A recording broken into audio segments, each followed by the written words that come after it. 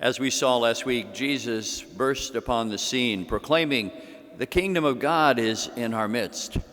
And yet, as we look at our lives and the events in the world, we wonder sometimes where God really is and active, especially when we see all sorts of terrible violence by gunfire in our streets, in our cities, when we see terrible wars that inflict damage on people, making them flee their homes, when we also see in our own lives the trials and difficulties of poor health, and we also have all the things that go wrong so often in life, and we wonder where God is.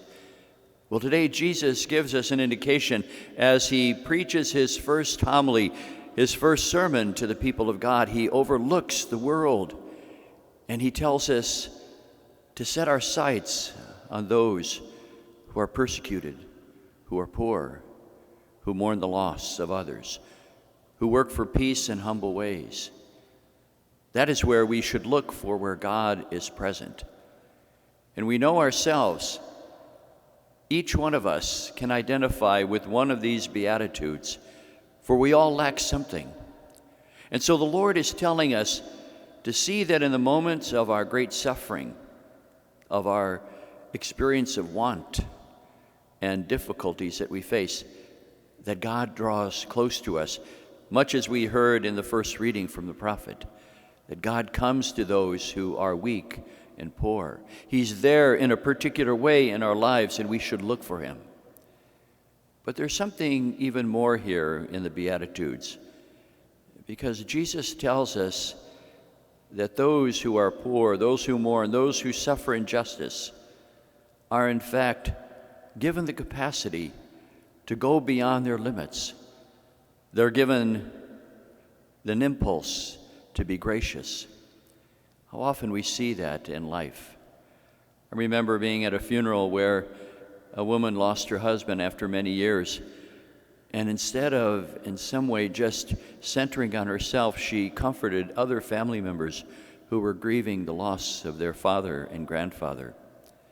I remember the story, too, of a Holocaust victim survivor who told me how the women in her area gave her just a little bit of their bread because she was so young and they wanted her to survive.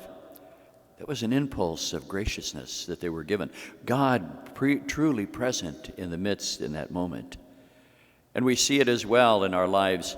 Whenever we come up short, there is an impulse to be gracious. I see that all the time as we ask people to help others.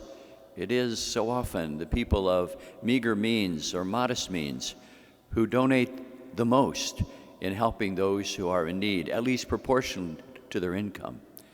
God's graciousness is there, present in their life. I recently saw a small clip of a little boy who was in the kitchen filling his backpack with food and drink. His mother said, "What are you going to do? Where are you going?" Well, he says, "I'm going out to look for God." And so he goes out in a park, and he meets this woman who's homeless sitting on a bench. And he pulls out his Twinkies and begins to eat, and then gives her one, and she smiles. And they strike up a conversation. And then he pulls out the juice that he brought and gives her one. And they clink the two bottles together as though they're toasting each other. And they laugh, and at the end, as he leaves, they give each other a hug. He comes home and his mother says to him, "Well, did you find God?" "Yes," he says, and she has a great smile. The scene changes, and the woman who was homeless, meeting another woman who's homeless, sitting on a bench, she comes with a big smile on her face. "What are you smiling about?" the other woman said. "Well," she said, "I just met God, and he's much younger than I thought." Well, that story itself says something to us about how God is present in the world. In those impulses that we have in a moment of our mourning, of our loss, a feeling that we have been treated unfairly in life, we still have the capacity to be gracious to one another.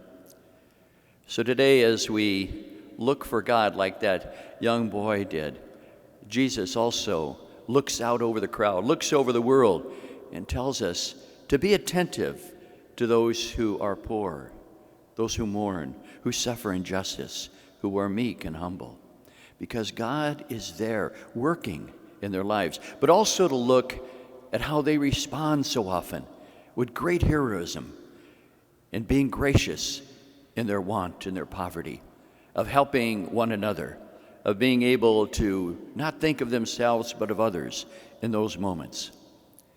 So if we're looking for God, let us set our sights on how God is present in each one of our lives in the poverty that we experience.